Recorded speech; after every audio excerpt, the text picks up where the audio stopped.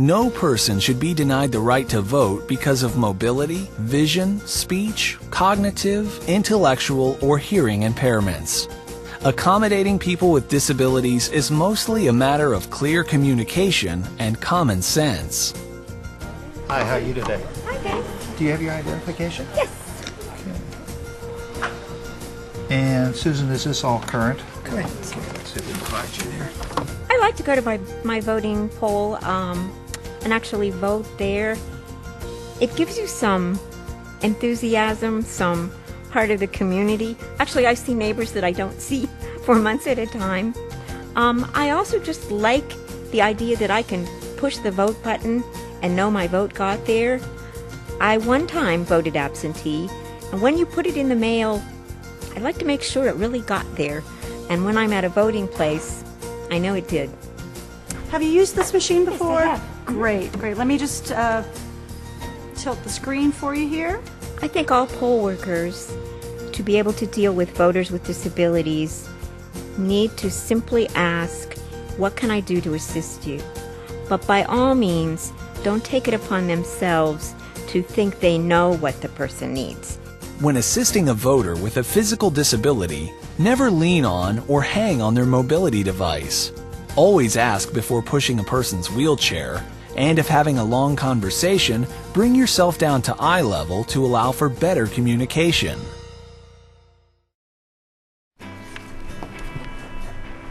Is the information? Some deaf people are very afraid of going to a voting place because they think that the voting process itself is very complicated, or they've had bad experiences with poll workers themselves.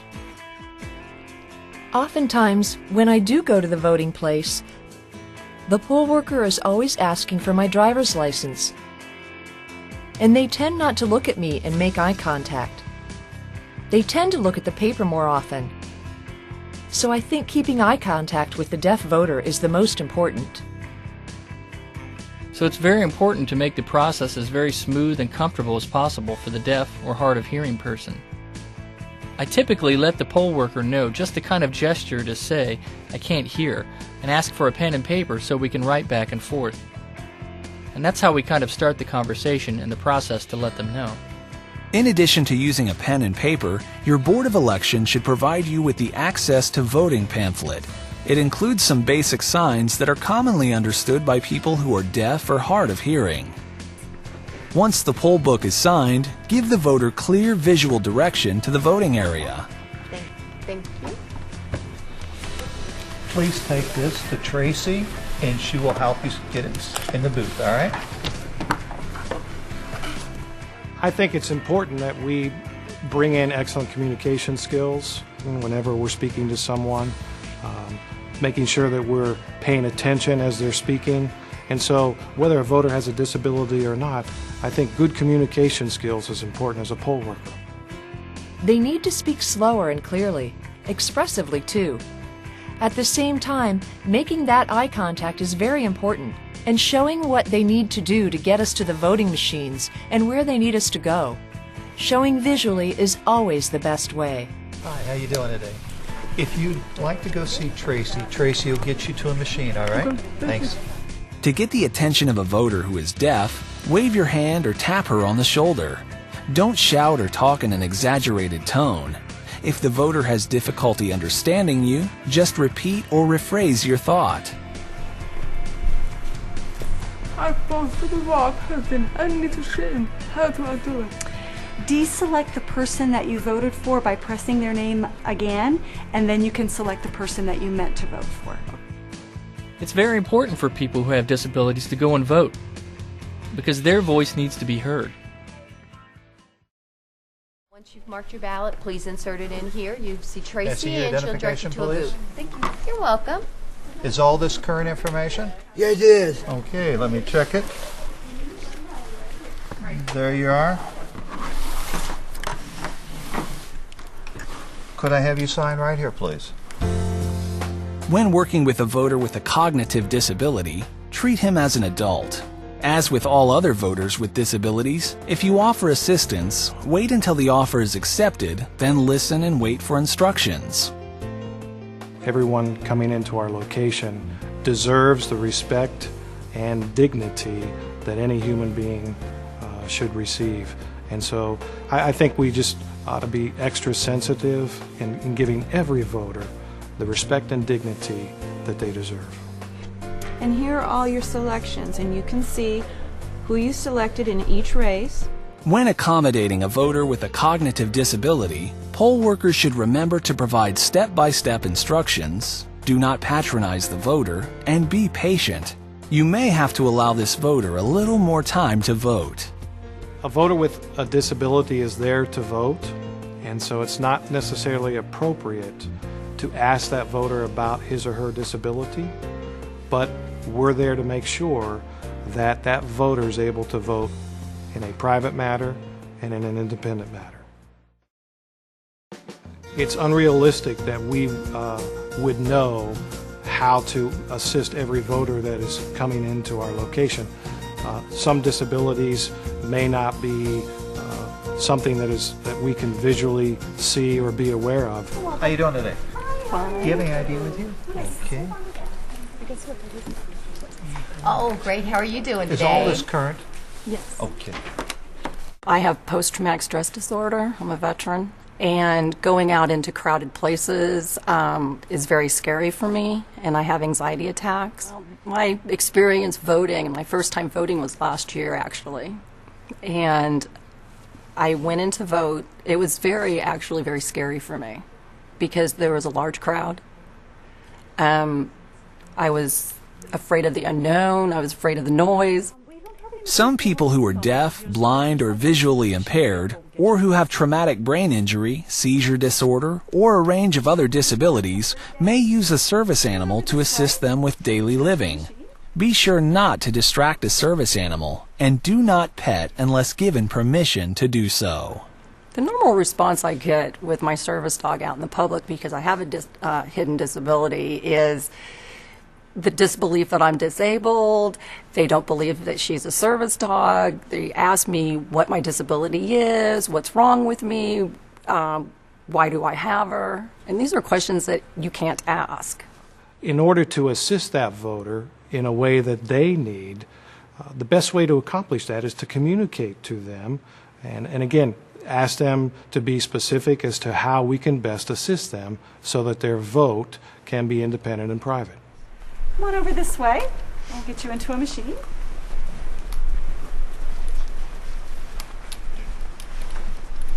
When you're ready, your card will be placed inside of this slot right here. Some directions will come up on the screen to show you how to use the machine. If you have any questions, I'll be in the area. Just wave at me. My name's Tracy. Okay, thanks for coming today.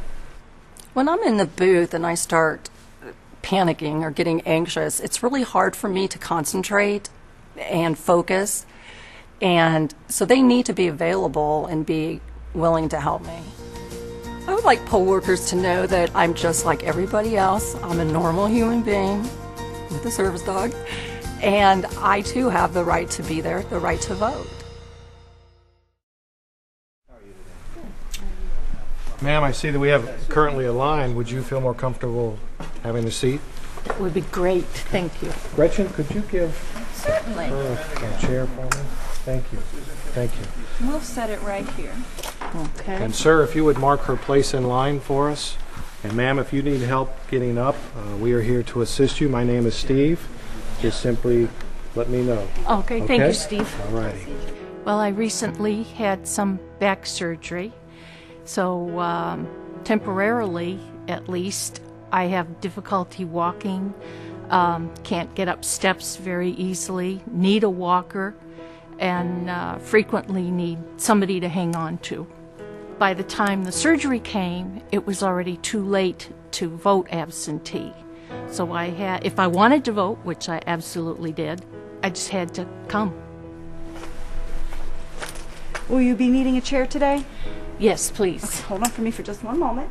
It's important that every location have some chairs set aside for those voters who at some point through the process, whether it be as they're standing in line or maybe at the voting booth or at the machine, that there's a chair available for someone who may need to sit.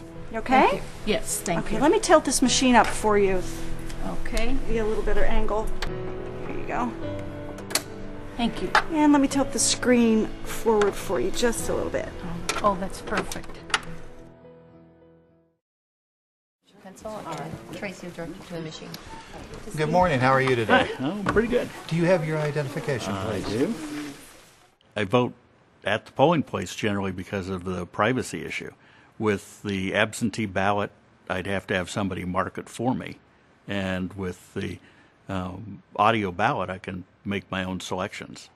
Voting privately and independently is the right of all voters, so polling locations must have audio ballots available for those voters who are unable to see clearly. Before the audio ballot came along, my sister and I would usually go vote together, and she would go in with me and help me vote. But that meant that somebody else knew how I was voting. And the nice thing about the audio ballot is that I can vote independently. Nobody else needs to know how I voted. And that, to me, is just great.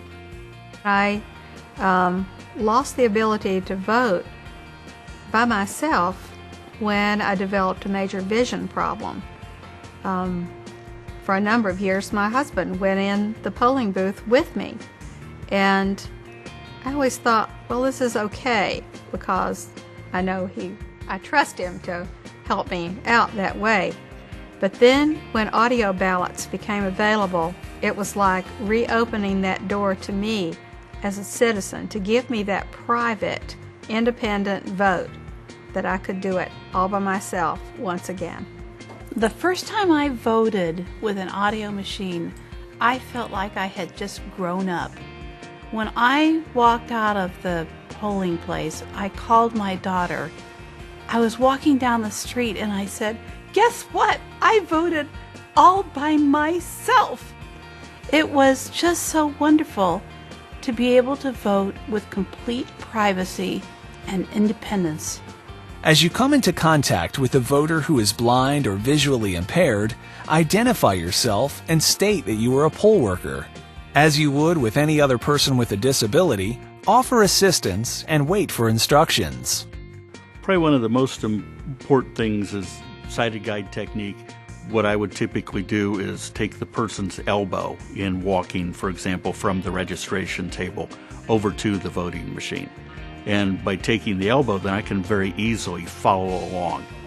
And I don't really need personally too much in the way of instructions about where turning left or right.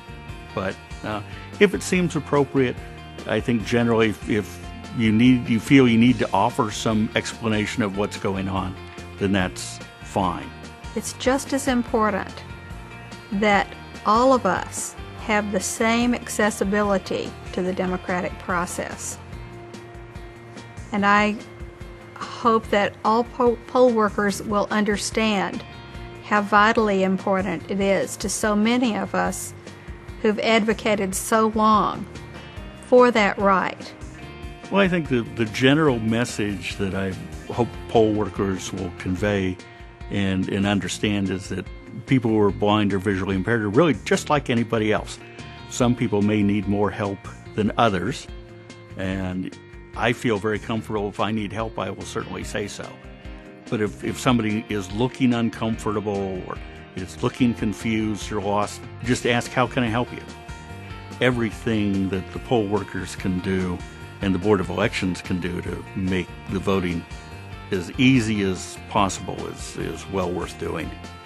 The best advice for assisting voters with disabilities is to do for that person what you would want done for you, and treat that person the way you would want to be treated. Bottom line, we want to make sure that we communicate with and accommodate all voters, including those with disabilities, who enter into our polling location.